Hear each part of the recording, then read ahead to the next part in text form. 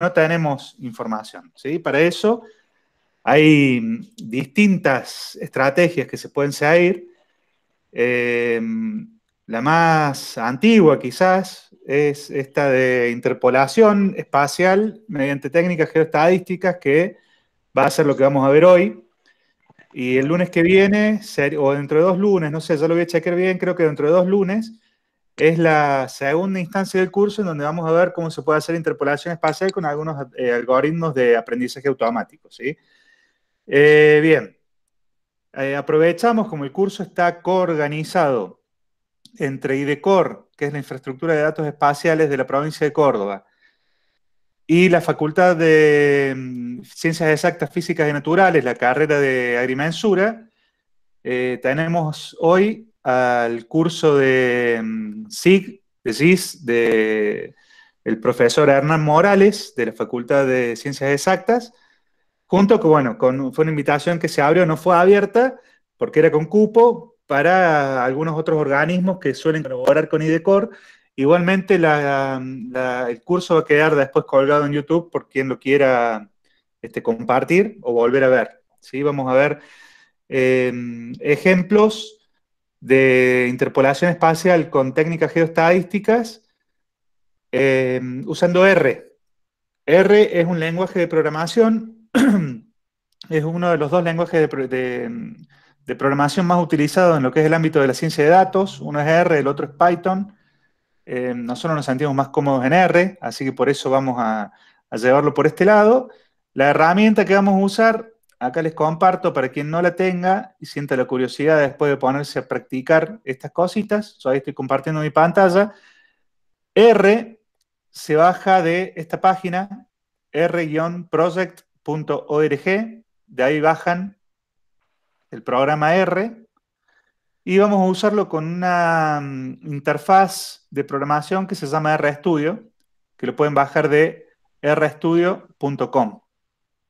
¿Sí? Tanto en Windows como Linux o con iOS, en todos los sistemas operativos, estos programas funcionan y son gratuitos, ¿sí? Así que el foco principal era ese, ¿no? Utilizar herramientas de software abierto que nos permitan trabajar sin quedar atados a algún proveedor de software, ¿verdad? Bueno, comienzo por lo que tendría que haber comenzado al principio, digamos. Me presento yo, me llamo Juan Pablo Carranza, coordino el equipo de modelización y métodos evaluatorios en IDECOR, que está integrado por los grosos que van a dar el curso hoy. Yo simplemente hago la introducción. El curso va a estar a cargo de la licenciada en Economía Rocío Serino, la licenciada en Economía María Emilia Bullano y el magíster en Estadística Aplicada Federico Monzani, entre otras cosas. Tiene varios títulos, mi amigo.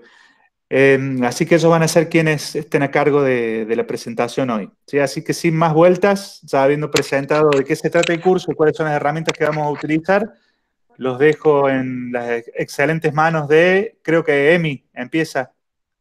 En todo caso, el propietario era mi papá. Fede. Lo dejo en manos del magíster Monzani. Estamos bien coordinados. Che, bueno, voy a presentar pantalla.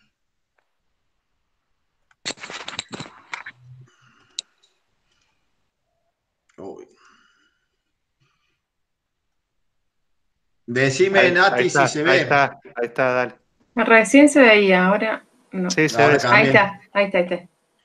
¿Y se ve entera o no? No, tenés que poner ahí la copita. Ahí está. Perfecto. Bueno, empecé por el medio. Bueno, lo que dijo Juan ya más o menos le explicó y fue haciendo una introducción sobre qué es una interpolación y la interpolación espacial, que es una técnica que nosotros vamos a usar, de una técnica de Kriging. Voy a empezar por una cosa muy simple. ¿Qué es una interpolación? La interpolación es una regla de 3 simple, nada más que eso. Es pasar de un punto hacia otro punto. Si 1 kilo de pera vale 1 peso, 2 kilos de pera va a valer 2 pesos. ¿Qué hizo usted? Interpoló. Pero ahora vamos a hacer unas interpolaciones con mucho más precisión, porque una regla de 3 simple es una interpolación lineal. Ahora vamos a tratar de interpolar usando distintas técnicas. Esta técnica que vamos a tratar de interpolar es una interpolación espacial usando Kriging. Acá gráficamente vamos a mostrar, ahora ya dejamos de tener manzanas, o peras, no sé, no me acuerdo como el chavo, que dije, pero vamos a dejar de obtener manzanas o peras y vamos a tener la muestra que atrás de cada puntito estos, que es la muestra que nosotros fuimos obteniendo en la provincia de Córdoba, son valores unitarios de la tierra, que se llaman, nosotros lo llamamos BUT. Está hecho por el sector de agronomía, agropecuario, rural, y está medido en dólares por hectáreas, dólares o pesos por hectáreas, porque ustedes quieran. Y nosotros queremos que estos puntitos que están en el espacio se expresen en toda esta grilla, que es de, acá por ejemplo teníamos 4.000 puntitos, y lo queremos llevar a través de una interpolación a mapear toda la provincia de Córdoba con la variable BUT, que es en una grilla de, nosotros lo hicimos, BUT, que BUT es trabajamos valor con unitario de la tierra, ¿no, Fede? Sí, lo expliqué. BUT es valor unitario de la tierra. En dólares o en pesos por hectárea, como ustedes lo quieran llamar. En la grilla es de 625 hectáreas cada cuadrito y lo queremos interpolar a todos los puntitos de esta grilla, en los 4.000 datos. ¿Cómo se puede hacer esta interpolación? Hay distintas técnicas. Vamos a hacer por modelo de regresión. No sé cómo están familiarizados o no con la estadística, pero los primeros modelos, los modelos más simples de estadística clásica, son los modelos de regresión simple o múltiple, que se resuelven por mínimos cuadrados, por eso dice MCO, mínimos cuadrados ordinarios, que tienen una estructura y unos supuestos muchas veces muy rígidos. Para levantar estos supuestos rígidos que tienen los mínimos cuadrados ordinarios, se usan las regresiones espaciales. Yo voy haciendo ciertos comentarios para que se den cuenta si alguna vez lo leen o no, porque están familiarizados o no en estos conceptos. Las regresiones espaciales son modelos autorregresivos, es decir, que contemplan la variable y la misma variable corrida en el espacio o en el tiempo, más una estructura del error, porque el error en los modelos de regresión suponen que deben ser normales, es independiente e indésticamente distribuido. Saliendo de los modelos de regresión, se desarrollaron las técnicas geoestadísticas de Kriging ordinario o Kriging universal. Son distintas técnicas estadísticas, que esto interpolan también, pero ya no usando un conjunto de variables, sino usando las coordenadas para llevarlo al espacio. Entonces, en función de los puntos, llevan al espacio teniendo en cuenta las coordenadas y un modelito atrás. Creo que en donde, ¿cómo se llama? Donde en la facultad de ustedes, de ciencia natural, en agrimensura, interpolan usando la distancia, algo por el estilo también. Van poniendo de acuerdo a la distancia, van uniendo distintas El variables. inverso de la distancia. La inversa le de la puedes distancia. asignar peso también, si querés. Bueno, y si se le aplica pesos, es una manera de interpolación. Y después tenemos técnicas de aprendizaje automático, a mí me gusta llamarle aprendizaje computacional, pero ahora está muy de moda llamarla inteligencia artificial, nombre que no me gusta utilizar, y ahí tenemos distintas técnicas, solamente es para enunciar nomás. El RF es Random Forest, el KKNN son vecinos cercanos, K vecinos cercanos, y después tenemos SVM, Support Vector Matching, que es otra técnica, y GVM, que es Gradient Boosting Matching. O sea, son distintos pasos, son una escalerita que vamos subiendo. Los modelos de regresión de mínimos cuadrados fueron ideados en el 1880 por Gauss, por ejemplo. Después los geoestadísticos por Kriging en el 1970, creo, y el aprendizaje automático es la última moda. ¿Qué hacemos en esta interpolación? Tenemos los puntos, la muestra, son todos estos puntitos que están acá, están marcados en distintos colores de acuerdo al valor unitario de la Tierra por hectárea. Los rojos son los que más valor tienen y los celestes los que menos valor tienen, y así en degradé. Para los ingenieros agrimensores he usado el espectral como paleta, con lo cual ya entienden el degradé, la inversa del espectral, porque por eso el rojo más oscuro son los valores más caros y después va disminuyendo el celeste los valores más baratos. Para hacer la interpolación, ¿qué hicimos? Llegamos a un mapa. Este mapa está pintado de color del valor unitario de la Tierra. Esto es lo que, en definitiva, es lo que buscamos para el sector rural, ¿no es cierto? Y esto es lo que buscamos hacer siempre en IDECOR o en estudios territoriales, pintar un mapa de distintos colores.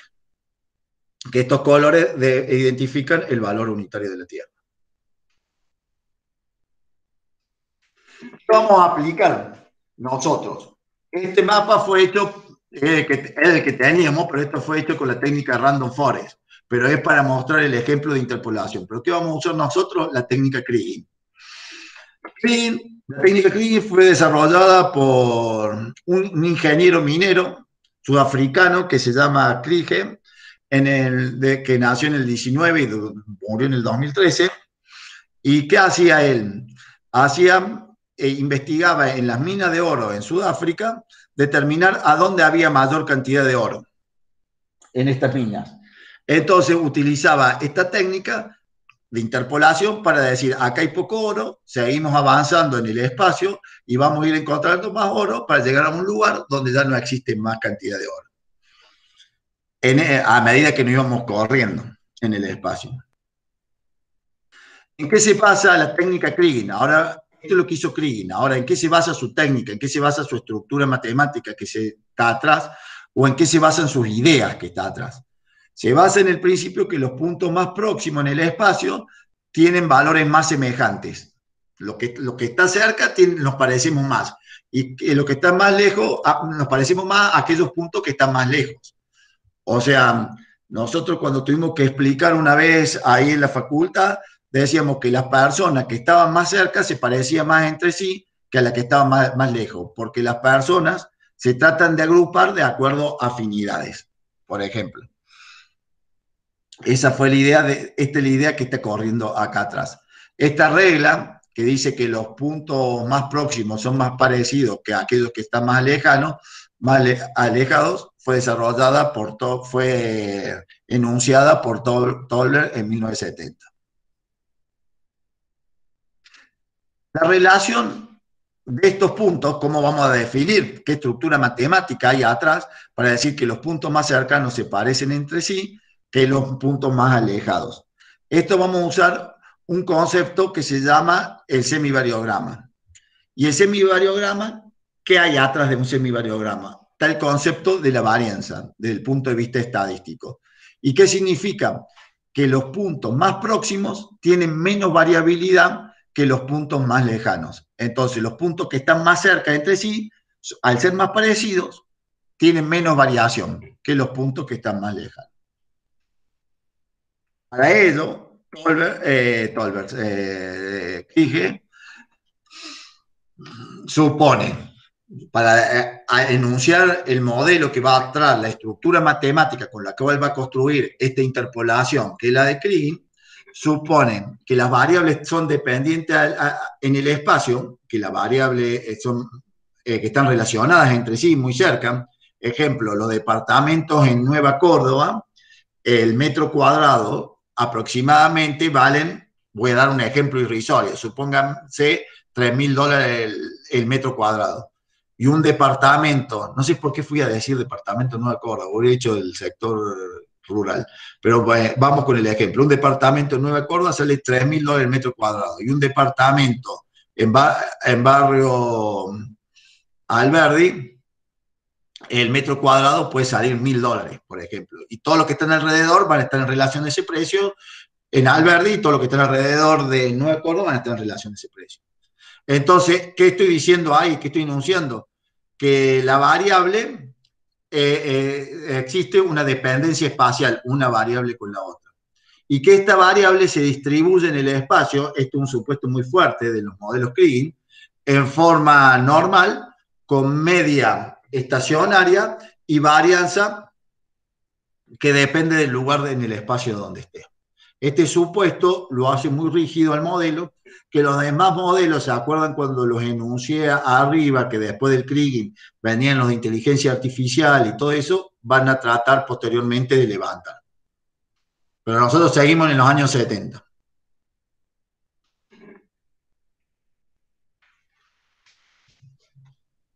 Bueno, el semivariograma que me da, me dice, es una medida de dependencia espacial entre los dos puntos. ¿Cómo va a ser la dependencia espacial? Quiere decir que los puntos más cerca entre sí tienen menos variabilidad y los puntos más lejos entre sí tienen más variabilidad, más varianza. Esto se expresa a través del semivariograma. Acá yo le puse la función del semivariograma, esta gamma, que es la estimación del semivariograma, h es la distancia, punto x sub y, que tiene una distribución normal, es el punto que yo quiero estimar más una distancia, menos el valor del punto en el que yo estoy, en el lugar donde estoy posicionado. Este es el punto donde estoy posicionado, más una distancia, menos el valor del punto donde estoy posicionado.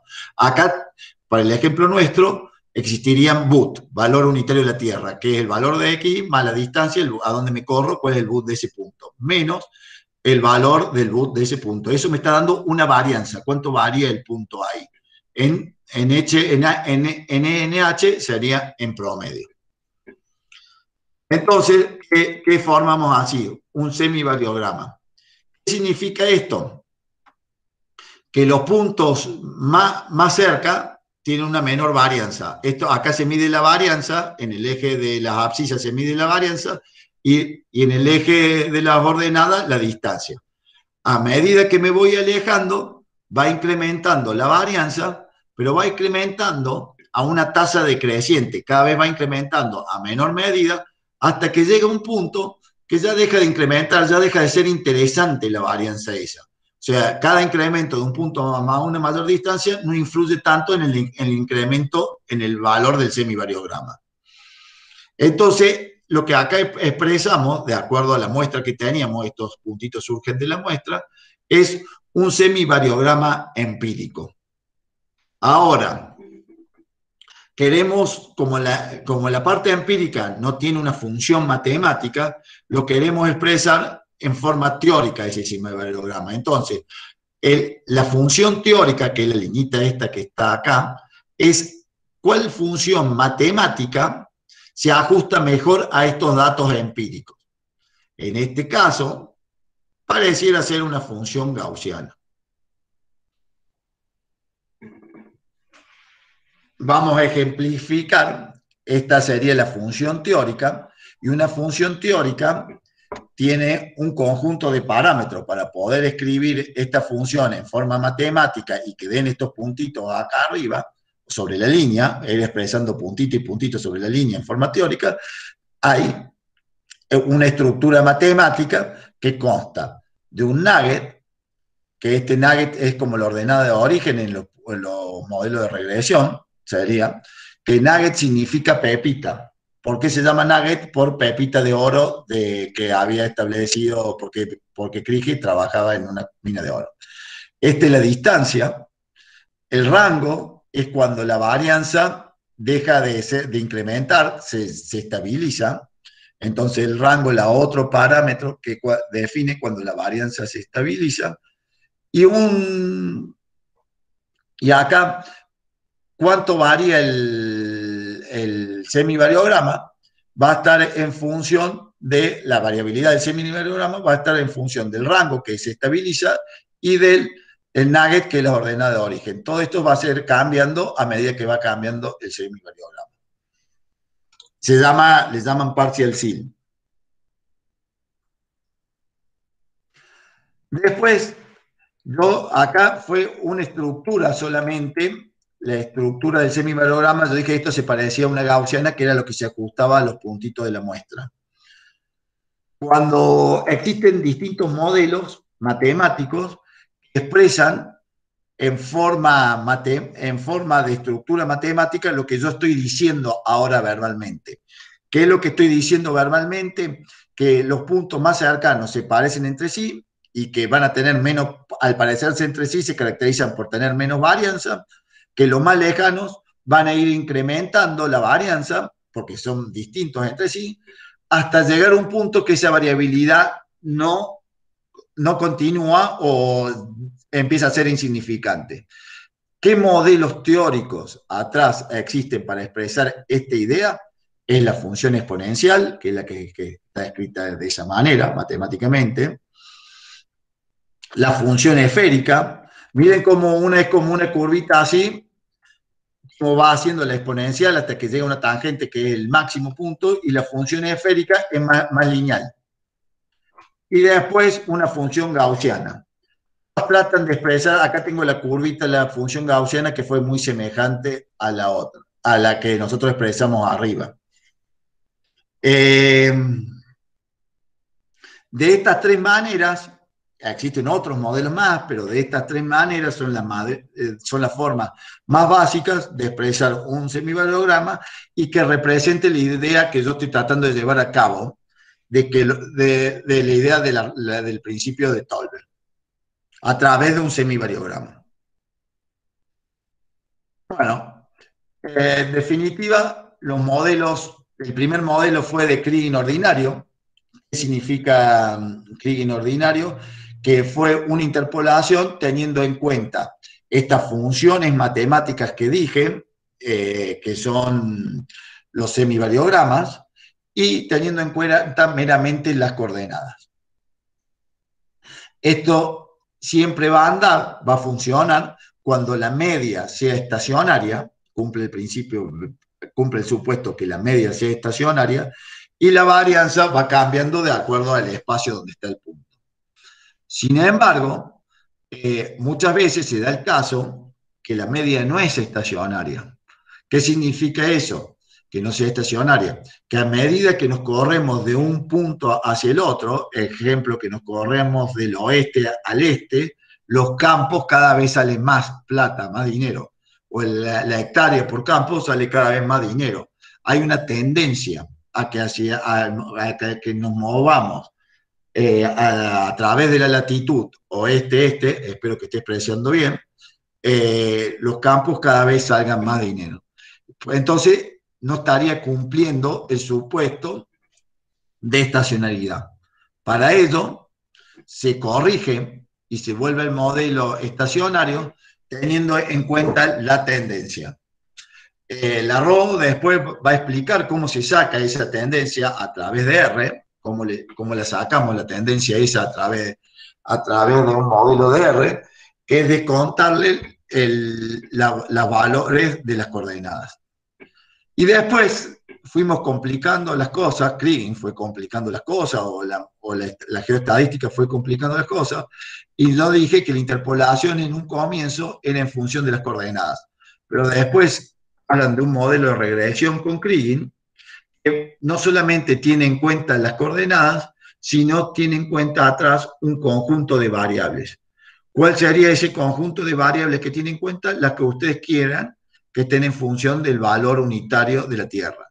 Ejemplo, en el sector agropecuario, el valor de la tierra puede estar en función de ¿qué? Del rendimiento, del valor del arrendamiento, de lo que se conoce como materia orgánica, de la distancia de los campos a puerto. Mientras más cerca del puerto estemos, más vale un campo, y así sucesivamente. Bueno, entonces llegamos a tres conceptos que vamos a utilizar para modelar en R. El Kriging ordinario, y dentro de los Kriging universales vamos a estudiar el Kriging con tendencia, que vamos a descontar las tendencias a través de las coordenadas, porque el modelo se distribuye normal, estacionario, con sigma en función del espacio, y regresiones Kriging. Eso sería más o menos toda la estructura que tienen los modelos Kriging y la interpolación por Kriging. Ahora, en la práctica, ¿qué vamos a hacer? ¿Qué se hace? En la práctica, se escribe el script, cuando hacemos el script, al escribir la sentencia, que ya lo van a mostrar la Emi y la Ro, se van a tener que elegir un montón de cosas. Primero se van a tener que elegir si el modelo es Kriging ordinario o Kriging universal. Dentro de los Kriging universales vamos a hablar los de tendencias y los de regresión Kriging, que fue lo que mostré recién.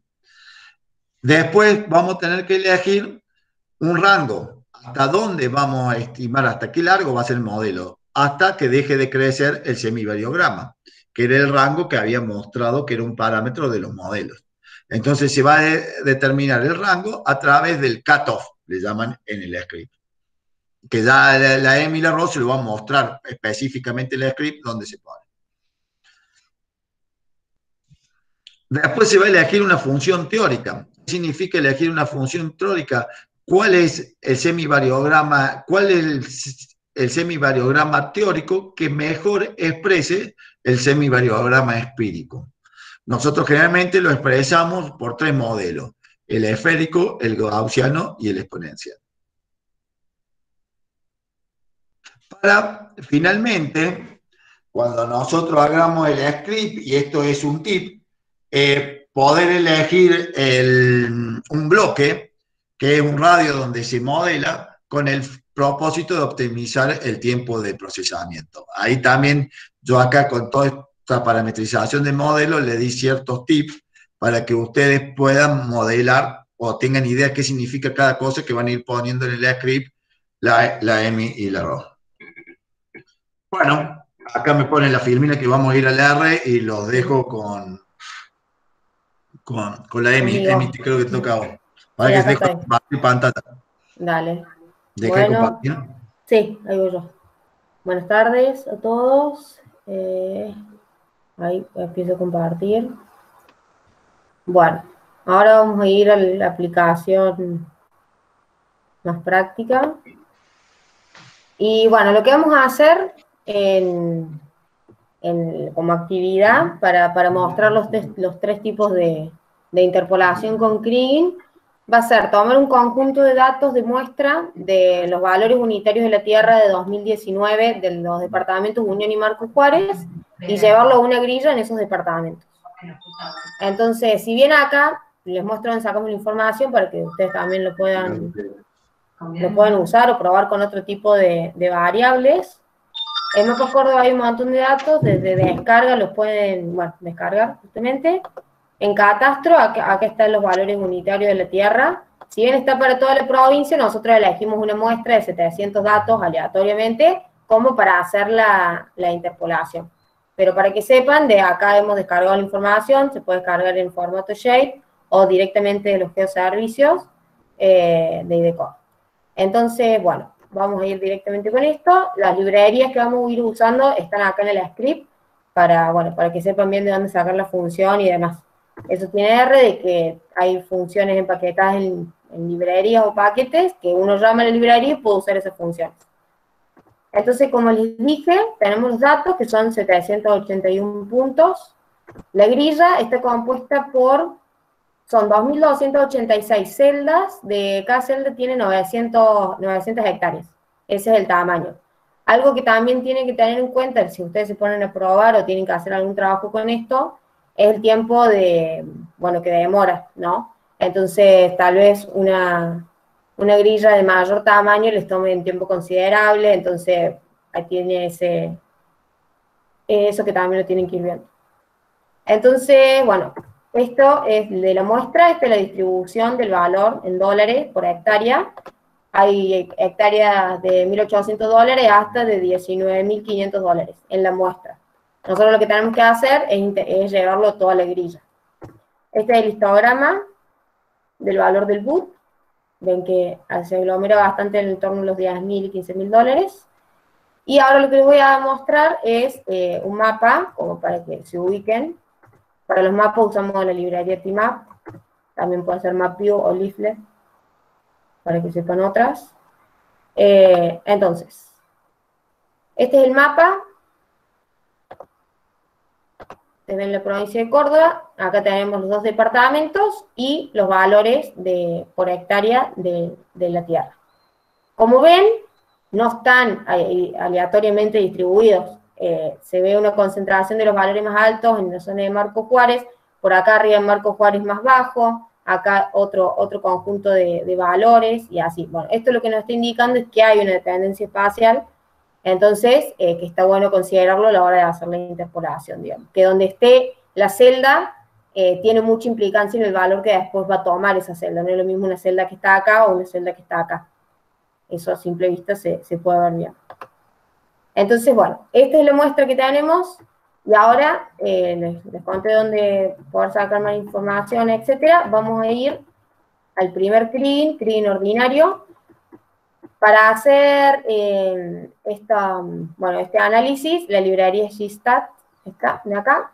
Lo primero que vamos a hacer entonces es ver el semivariograma empírico y ajustarlo a un semivariograma teórico, que en definitiva esa es la función que se usa luego para hacer la interpolación. Con eso se trabaja después del CRIN. Entonces, bueno, la función es variograma, acá lo pueden ver. Los argumentos que tiene, esto con F1, si ustedes hacen F1 sobre la función, les tira el help, digamos, pueden ver de todos los argumentos y qué supone que es cada cosa.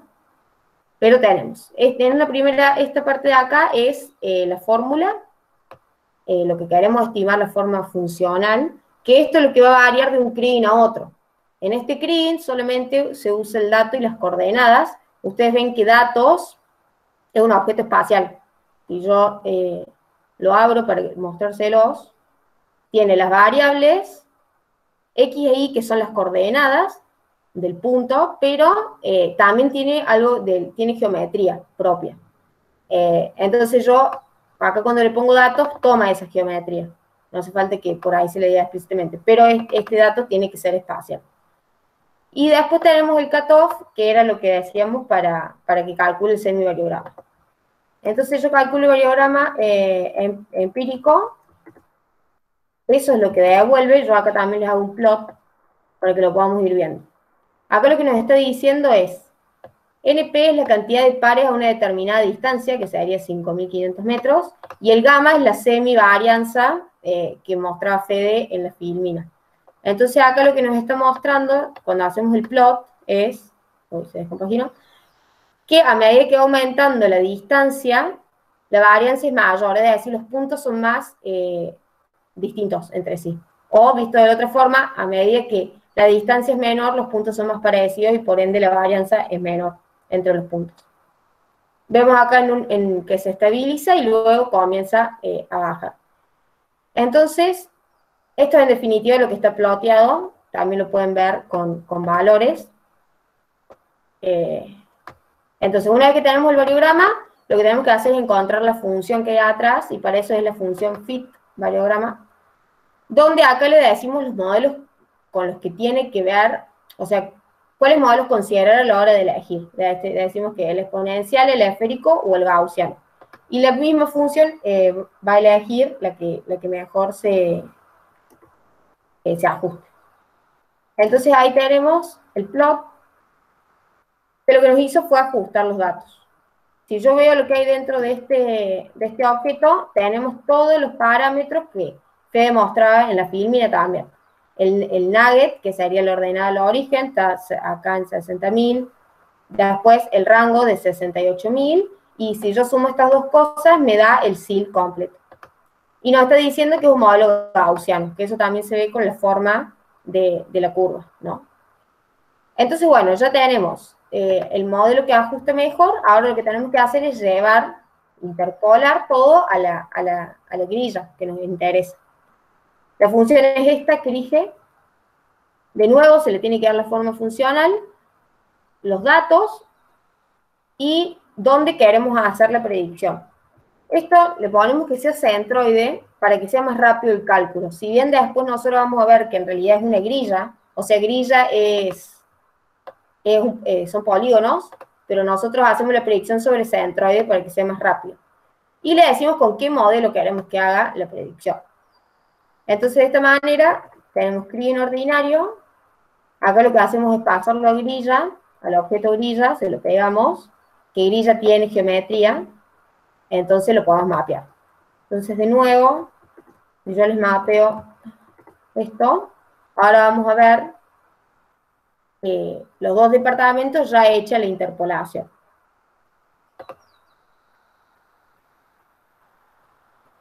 Demora un poquito. Bueno, ahí está. Como pueden ver, es una aproximación, digamos. Es bastante simple, pero conserva lo que veíamos en los datos, que Marco Juárez era la parte más cara, por acá arriba teníamos más azul, acá abajo también, o sea, valores más bajos, y en los demás lo teníamos como bastante distribuido. Entonces, es una interpolación, acá podemos ver el rango de valores en el cual va la interpolación. Si yo acá le hago, para que puedan ver, va de 1308 hasta 13000. Y nuestros datos, en realidad, iban desde otro, tenía un límite superior más alto. Datos boot. ¿Ven? Los datos iban desde 1800 pero hasta 19. Si bien la media se comporta el tercer cuantil también, más o menos, ven que sigue los valores, pero en el máximo ahí queda como que le falta un poco. Entonces, bueno, vamos a seguir viendo los demás modelos, a ver si puede ir mejorando la predicción. Otra cosa que también podemos sacar del mismo Kriging es lo que se conoce como la varianza de la predicción. Lo cual es muy útil porque vos ahí sabes dónde la predicción está como más floja, dónde se podría mejorar. En este caso de Kriging ordinario vemos que en los bordes, que suele ser donde por ahí hay menos datos, es donde más flojo está, mientras que en los centros se encuentra mejor. Esta forma o esta distribución de la varianza cambia a medida que vamos cambiando el modelo de Kriging. Ustedes van a ver, bueno, no me quiero adelantar, pero en los otros modelos que se distribuye bastante diferente la varianza. Y también cambia bastante la forma de predicción final al considerar otras variables más allá de las meras coordenadas. Pero bueno, tiene una ventaja muy grande, que es que no se necesitan otro tipo de variables. Simplemente con tener lo que uno quiere interpolar, ya puede hacer alguna aproximación. Todo esto son aproximaciones, y bueno, pueden ir jugando con eso.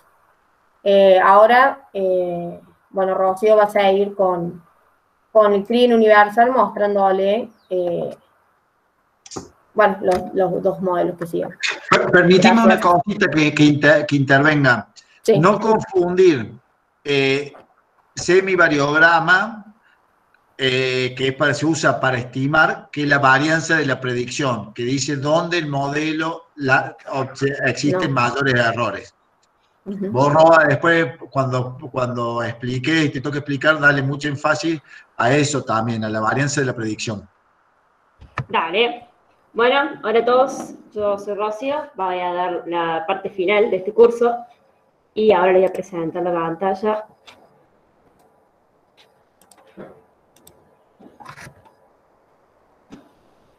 Bueno, ya debería estar mostrando, avísenme si ustedes... Sí, ahí se ve. Ahí está. Vamos a ocultar. Voy a cerrar esta base de datos. Bueno, acá retomo donde dejó Emilia. Hicimos el Kriging ordinario y nos vamos a meter con el Kriging universal. Lo primero que vamos a ver del Kriging universal va a ser el Kriging con tendencia. Que, como bien explicó Fede, lo que tenemos que ver ahora es si existe una tendencia en los datos respecto de las coordenadas. Para lo cual, vamos a tirar una serie de plots que nos van a dar una idea de cómo se comportan los datos respecto a las coordenadas. Recuérdense que Fede había dicho en su momento que la medida tiene que ser estacionaria. Entonces, cuando tiene una tendencia, por ejemplo, hacia las coordenadas x, y, es necesario sacar esa tendencia para poder hacer un Kriging. Bueno, En el gráfico de la izquierda podemos ver la coordenada X respecto del boot, podemos ver una relación positiva y lineal. Mientras que en el gráfico de la derecha podemos ver una relación un poco cuadrática entre el boot y la coordenada Y. ¿Cómo le damos un poco más de robustez a este análisis? Bueno, vamos a construir una regresión lineal donde el boot dependa de X y de Y al cuadrado. Y vamos a estimar esta regresión, que el comando para una regresión lineal es LM, se le asigna la fórmula y los datos sobre los cuales estiman los parámetros. Vamos a ver los resultados de esta regresión lineal. Bueno, lo primero que observamos es que la variable X y la coordenada X es significativa en el modelo y también lo es la coordenada Y al cuadrado. Esto quiere decir que es muy probable que exista una tendencia en estas dos observaciones.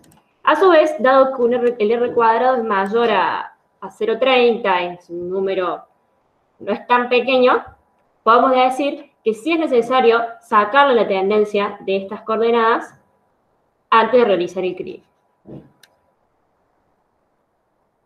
¿Cómo hacemos esto entonces? Ya justificamos que necesitamos hacer un CRIE con tendencia, ya elegimos nuestro modelo. Vamos a ver qué pasa con el variograma. Utilizamos de nuevo la función variogram, pero acá, en la forma funcional, en vez de hacer el circunflexo que sería como un aproximado a 1, como en el PIN ordinario, vamos a hacerlo igual a la fórmula X más Y al cuadrado.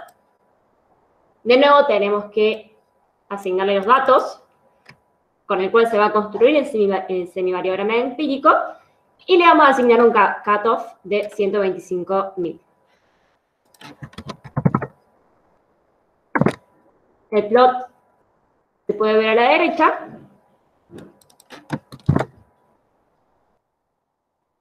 De nuevo, si observamos el variograma, podemos ver que este plot es simplemente un gráfico donde esta es la variable que se encuentra en este eje, en el eje de la distancia, y gamma en la semivarianza.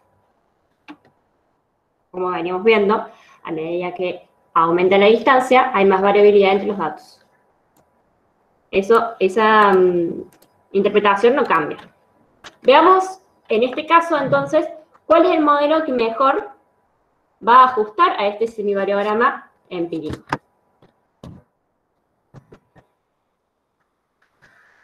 Acá vemos que esta aproximación es un poco distinta a la que habíamos ajustado anteriormente. Ahora, el modelo que mejor ajusta es un modelo esférico, donde el rango es de 92.500. El nugget arranca en 338. Sí, creo. Bueno, ya tenemos nuestra primera parte. Tenemos el variograma y el modelo que lo ajusta. Así que ahora nos toca hacer un CRIE. Utilizamos la función CRIE y la forma funcional que vamos a necesitar es la misma que utilizamos en el variograma. Le decimos a esta función que los datos observados son estos datos. Utilizamos la grilla en centro y después una cuestión de tiempo. Y tenemos que decirlo con qué modelo hacer el CRIE. Corremos esta función. Le asignamos a la grilla una variable que se llama CUT, que es CRIE universal con tendencia. Y vemos ahora que la estimación ya, el máximo se acerca un poquito más a lo que decían los datos, que era cerca de 19.000. Veamos esto en un mapa, que es la parte más linda de todo esto.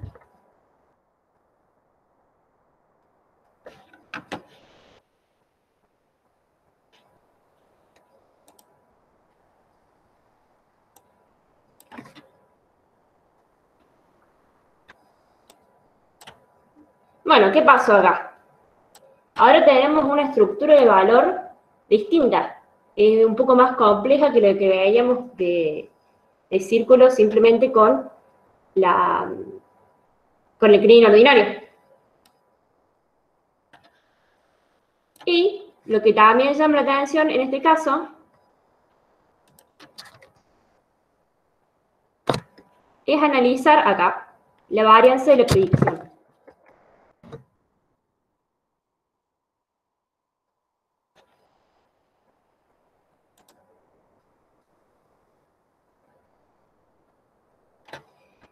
Recordemos, como dijo Fede, que esta varianza no es la misma varianza que la del sindrograma, simplemente es marcar aquellos lugares donde la predicción es más variable, o sea que donde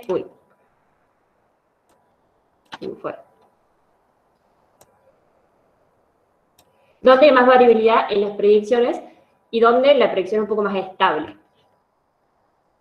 Los puntitos negros que se observan en la pantalla son las muestras de marcado. Así se distribuye la varianza de la predicción en los dos departamentos. Sin embargo, si ponemos los datos, podemos observar que aquellos puntos, que aquellas partes de la grilla donde hay menos datos, son los lugares que se asocian con una mayor variabilidad. Y los puntos donde hay más datos es donde la predicción es un poco más estable. Fíjense que si ponemos los puntitos negros, la mayoría de las varianzas azules y verdes quedan tapadas y quedan al descubierto todas aquellas celdas de la grilla que tienen una varianza mayor. Volviendo al mapa del boot,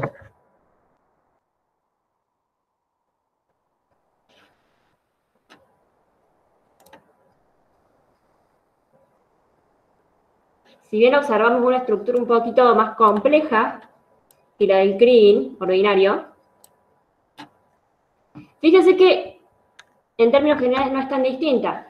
Sigue siendo el departamento de Marcos Juárez un poco más caro que el de Unión en términos de dólares por hectárea. Esta parte del departamento de Marcos Juárez, que estaba también asignada o asociada con valores más bajos, sigue siendo asociada a valores más bajos en esta predicción. Es decir, la estructura de valor se sigue manteniendo, pero con un poquito más de complejidad quizás en la distribución. Bueno, hemos terminado entonces el primer Kriging universal. Vamos ahora con el regression Kriging, o la regresión Kriging. Estas son las distintas variables que tenemos dentro de nuestra base de datos. El boot, la materia orgánica,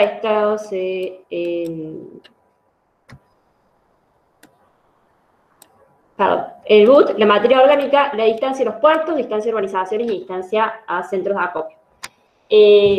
Estas distancias han sido elegidas, estas variables han sido elegidas, pero se pueden utilizar cualquiera que uno crea que pueda llegar a explicar el valor del boot, o que llegan a tener relaciones que le pueden marcar una tendencia a los datos. Respecto a esto, con esta librería podemos generar un cuadro de correlación, donde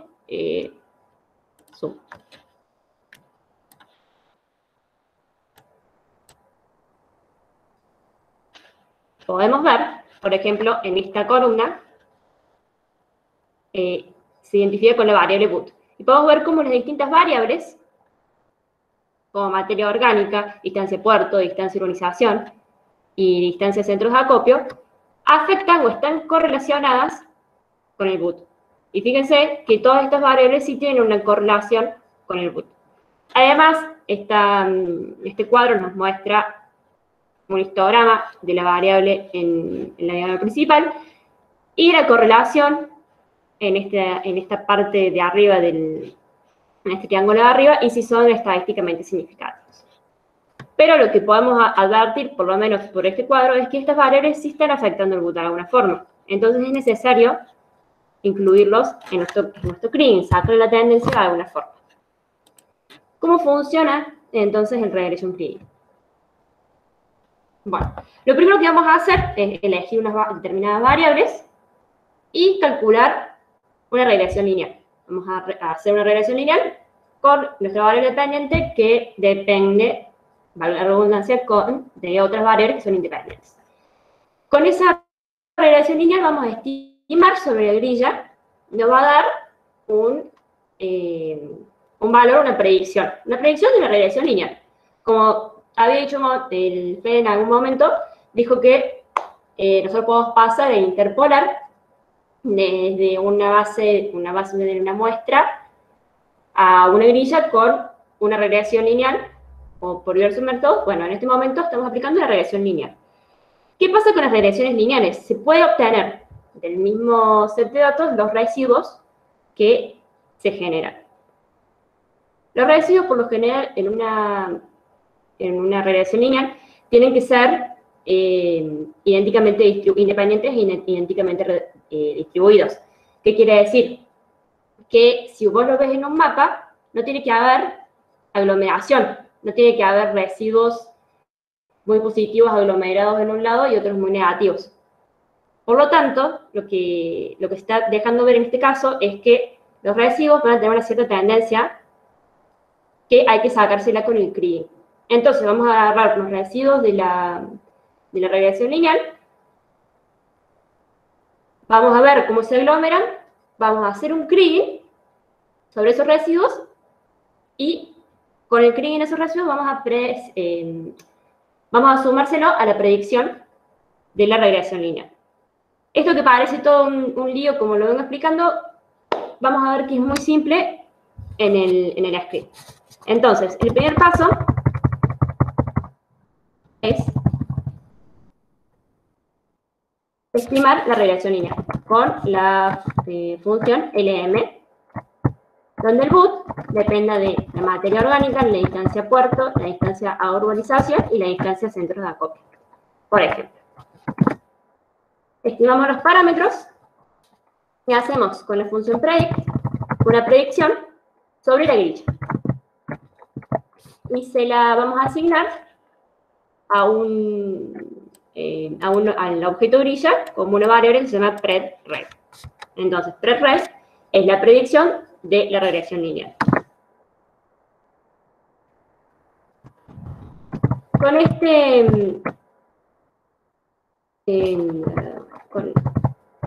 esta función se puede calcular los residuos de la regresión lineal que venimos calculando.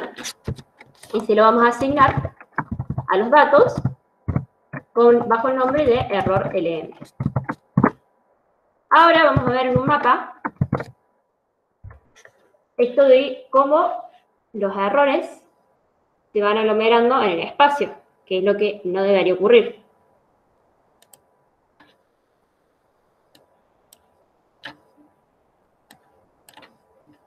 Bueno, acá vemos que los errores negativos se asocian con los colores azul y verde, y los más positivos se asocian con los colores rojo y naranja. Una regresión que no tenga, donde la variable no le quede ninguna estructura espacial en los residuos, debería ser un papel picado. Deberíamos ver colorcitos por todos lados. Sin embargo, vemos que acá eso no sucede, sino que tenemos todos los azules y verdes aglomerados por esta zona, o acá, y los rojos aglomerados también en otras partes. Entonces, quiere decir que los residuos tienen una estructura espacial que hay que tenerlo en cuenta para la predicción.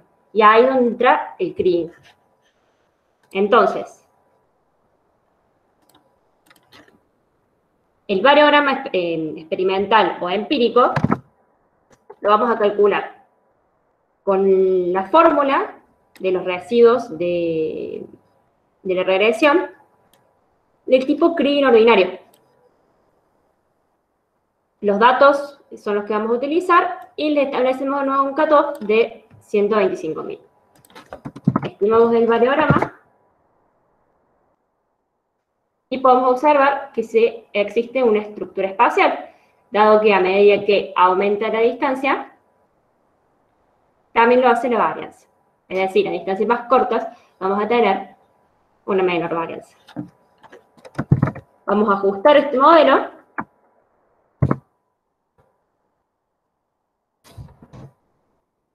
Y en este caso, por ejemplo, notamos que el modelo que mejor ajusta los datos es el experimental. Por último, nos queda hacer el clean de los residuos, donde se hace con la función Krige, y la función es la misma que pusimos en el variograma, es decir, un clean ordinario de los residuos. Se hace en base a los datos, se predice sobre la grilla, de nuevo lo ponemos como centro para ahorrar tiempo, y le asignamos el valor, el modelo del variograma, que en este caso es una exponencial. Ahora sí, entonces, ¿cómo le asignamos el valor en la grilla? Bueno, primero, el valor de la predicción, que fue el resultado de la regresión lineal, a eso le vamos a sumar el valor predicho del Kriging de residuo. Y así vamos a obtener nuestro regression Kriging, que esta es la distribución de la variable. Veámoslo en un mapa.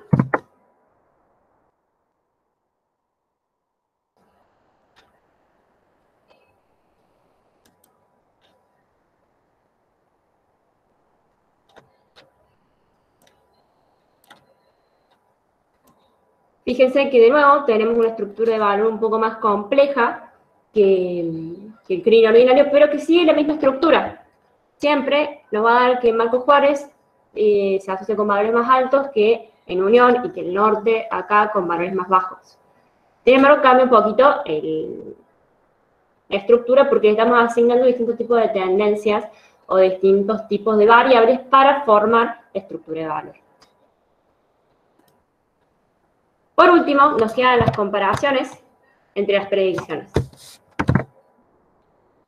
Este era el set de datos y las estadísticas descriptivas de los datos del put en dólares. El Kriging ordinario nos arrojaba esta predicción, el Kriging con tendencia esta y el Kriging con regresión esta. Podemos ver que en términos del máximo, siempre los datos quedan un poquito más altos que el resto de estas regresiones o de estas interpolaciones, pero se acercan un poquito más los Kriging universales, tanto con tendencia o con residuos. La mediana siempre está muy cercana en todos los casos, al igual que el tercer cuartil. Y quizás ahí sí hay un poco más de variabilidad en cuanto a los mínimos, dado que los datos tienen un mínimo mucho más pequeño que los Kriging universales, y el Kriging ordinario también baja un poquito este mínimo. Bueno, eso sería cómo interpolar un Kriging y lo que tenemos preparado para hoy. Gracias, Ro. Habíamos previsto un espacio final, Nati, para preguntas. No sé si estará Nati por ahí. Buenísimo. Sí, sí, sí. Estaba copiando el link de la encuesta. Está bien. Le comparto igual en el chat la encuesta final. Ahí tienen un link o un mail a donde pueden escribir para pedir los certificados. Y también en el mismo chat, entonces, las preguntas o activan los micrófonos, no sé cómo Como quieran, si quieren activar micrófono, mejor. Dale, sí, sí.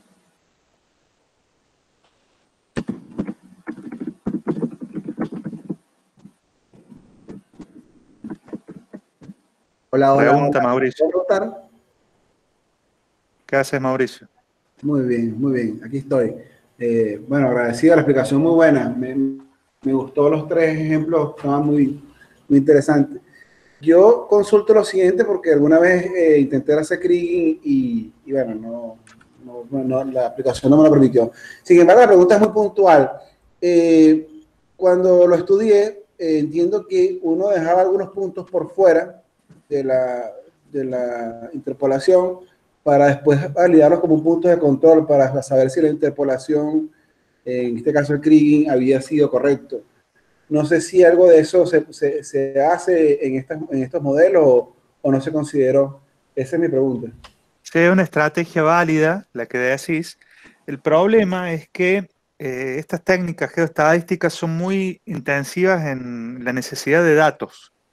Vos fíjate que en uno de los ejemplos, la varianza, ¿viste? Cuando hablábamos de la varianza de la predicción, sería una medida de incertidumbre, digamos, a una varianza de predicción alta, hay que tener más cuidado con esos lugares, digamos, y generalmente esa varianza era alta en los lugares donde no había datos, ¿sí? Entonces, ya esa medida, esa varianza mapeada, ya te da una aproximación válida a la calidad de la predicción, ¿sí? Obviamente, en los entornos próximos a los lugares donde tenés datos, tu predicción va a ser más fiel al dato. Por lo tanto, ahí vas a tener una buena predicción.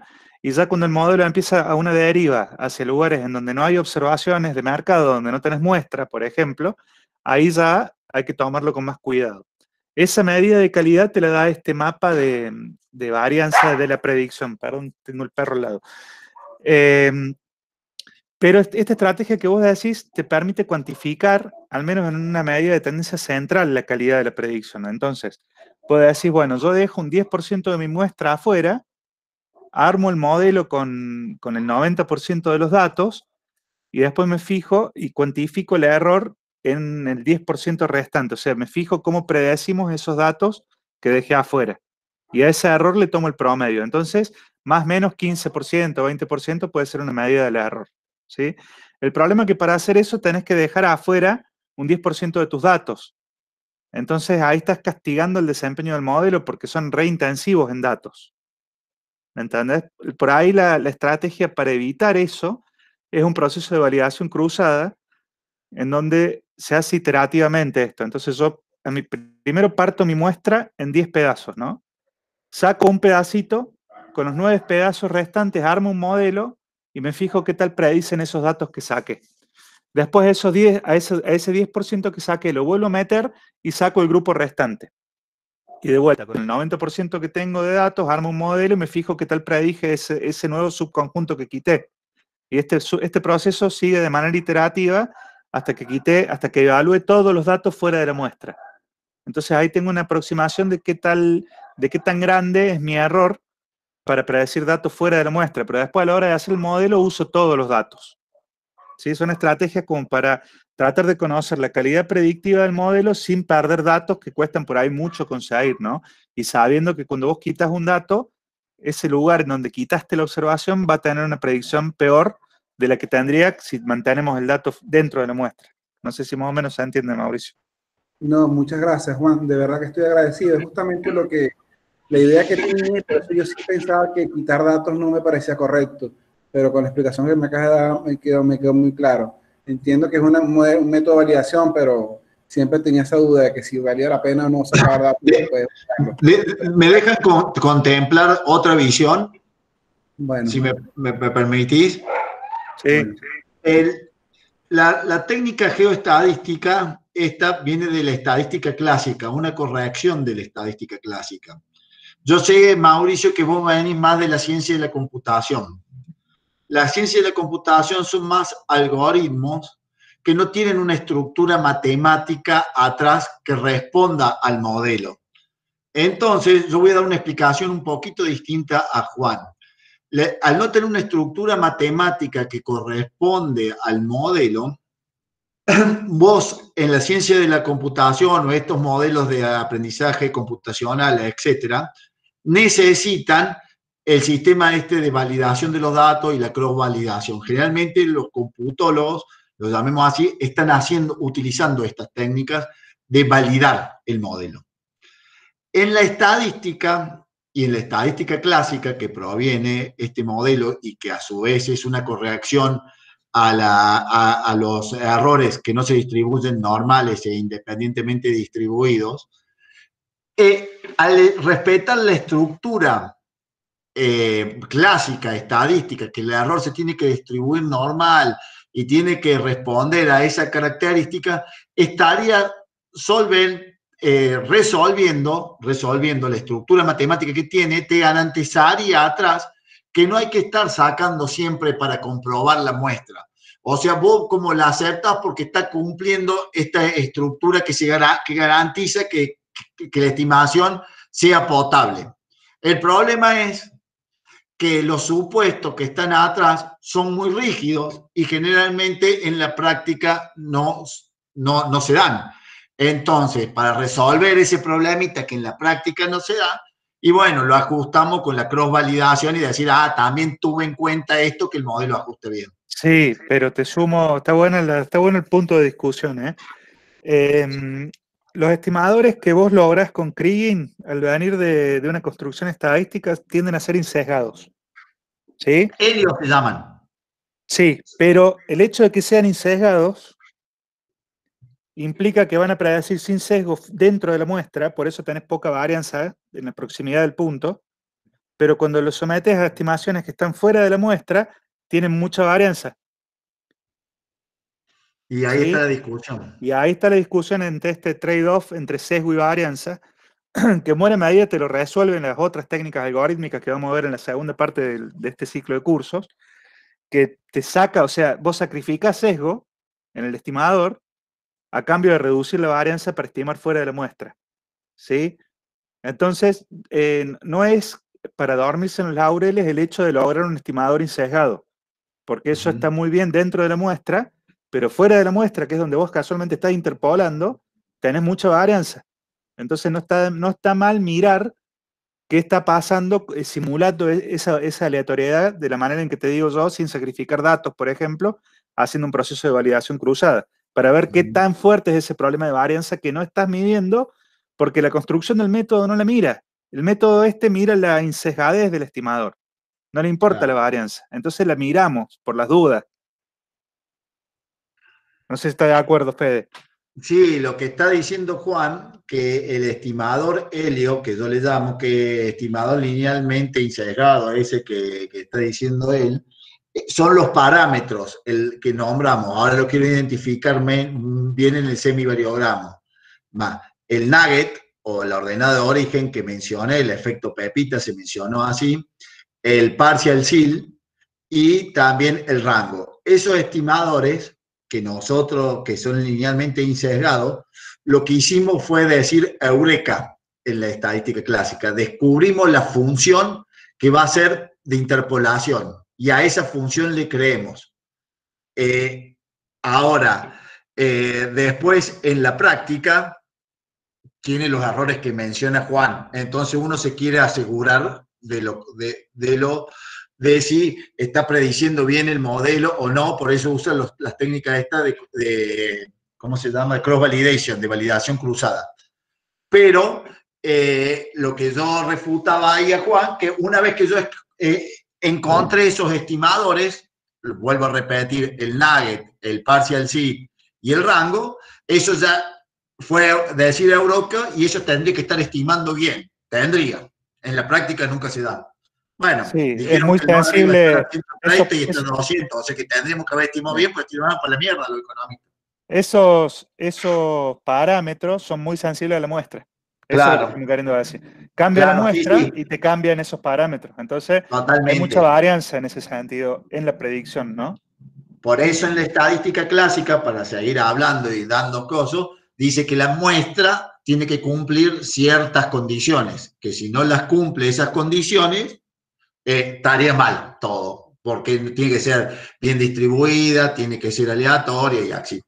Entonces, cuando uno se empieza, todos los supuestos y la estructura de los supuestos son tan rígidos, como lo me había mencionado en el PowerPoint, que muchas veces la práctica no se da lo mismo que lo que establece la teoría. Sí, Juan. Ahí somos más amigos.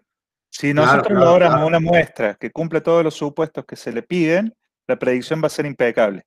Va a ser insesgada y con poca varianza.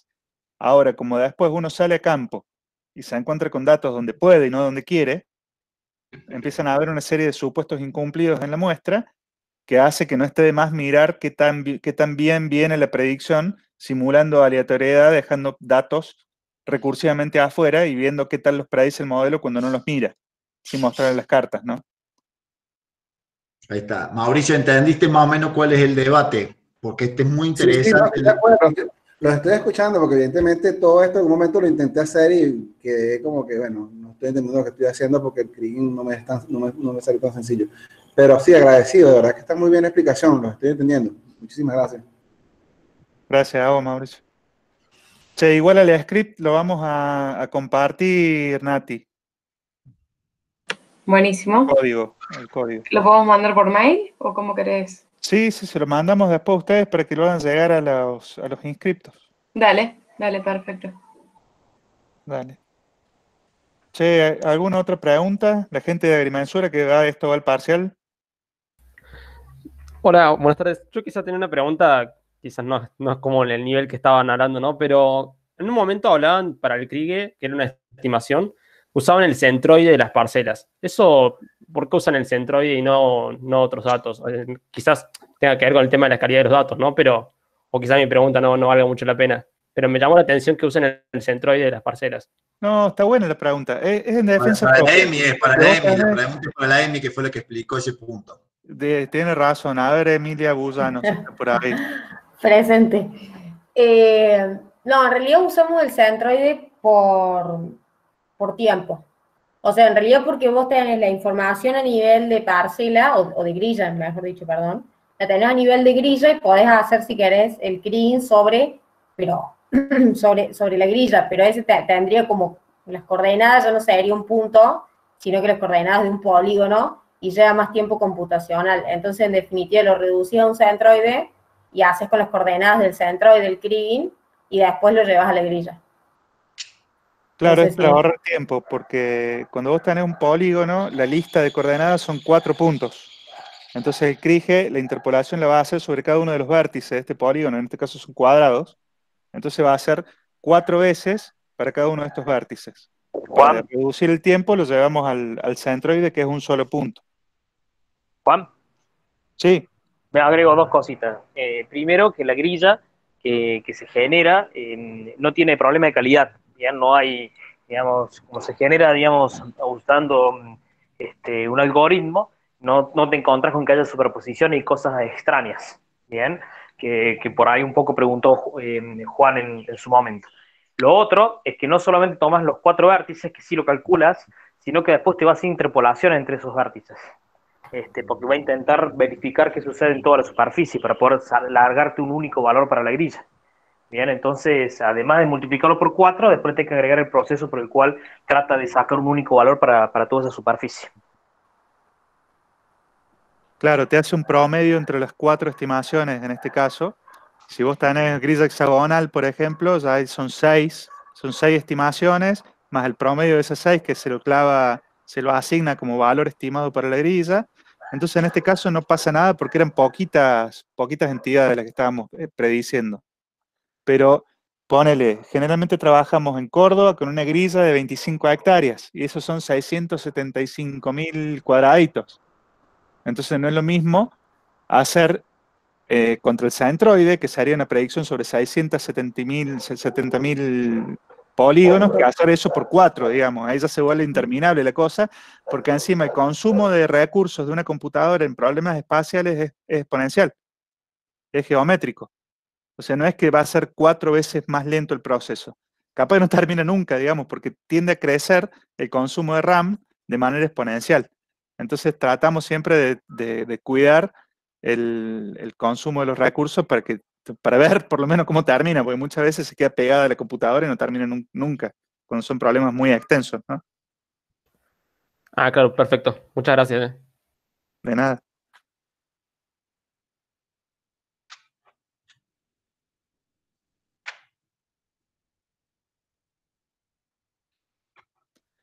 No sé si tenemos alguna otra preguntita por ahí. O acá si el profe de Agrimensura quiere agregar algo, acotar algo para sus alumnos, también le damos el espacio. No, creo que ha sido bastante claro. Como verán, cuando hemos tratado en clase digamos, las diferentes técnicas de trabajo y análisis espacial, yo les mencioné que lo que correspondía a la parte geoestadística no era algo sencillo de manejar. Fíjense que los conceptos que se han abordado no son solamente conceptos, digamos, geográficos como los que hemos venido trabajando, y manejo de coordenadas y precisiones con lo que estamos acostumbrados, sino que se agrega toda una parte estadística bien dura, bien fuerte. Bueno, tanto Juan Pablo como Rocío, Emi y Federico son estudiosos del tema y ellos digamos, están formados en el tema y le han agregado la pata espacial por ahí, porque toda la parte estadística la han aprendido, la manejan bien por la parte académica, y bueno, la parte espacial la han ido desarrollando en la medida de labor profesional y experiencia profesional, ¿bien? Entonces, en ese aspecto, creo que es muy importante lo que hemos aprendido hoy, y con buenos maestros, ¿bien? Así que muy agradecido a lo que se ha presentado. No tengo mucho más que agregar, porque creo que sería redundante a lo que se ha explicado el día de hoy. Después las coordenadas del asado tenés que pasar. O sea que Te estamos paso la interpolando. coordenada del asado. Los chicos dicen que les van a pasar también coordenadas de asado si les pasan los scripts para el parcial. Ah, eso va seguro. No hay problema. Después se lo mandamos. Che, gente, bueno, no sé, Nati, si no hay más consultas, ya levantamos.